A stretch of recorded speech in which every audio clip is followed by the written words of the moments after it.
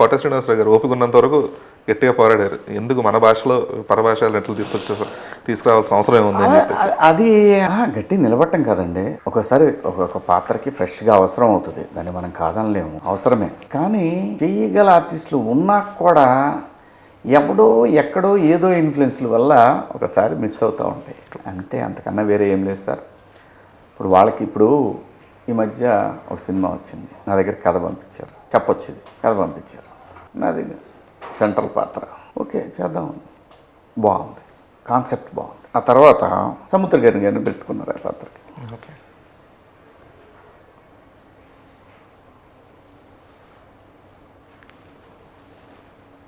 అలా చాలా జరుగుతూ ఉంటాయి. చెప్పండి, ఇప్పుడు మనం చేయకపోవటం వల్ల దానికి వచ్చే ప్లస్లు ఏంటి, అతను చేసినందువల్ల వచ్చే ప్లస్లు ఏంటి,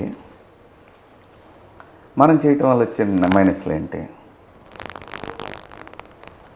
అతని మోత గట్టిగా ఉంటుంది,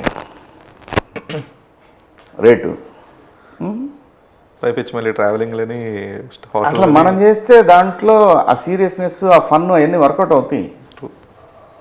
బట్ అది అతనికి రాసి పెట్టుంది, మనం ఎవరు దానికి బాధపడకూడదు. యాక్సెప్ట్ చేసి ముందు అది మనకు రాసి పెట్టలేదు, ఆయన మంచి ఆర్టిస్ట్, అందులో అనుమానం లేదు. మనం చెప్పేది ఏంటి, ప్రూవ్డ్ ఆర్టిస్ట్ ఆయన. సో ఇలాంటివి జరుగుతుంటాయి.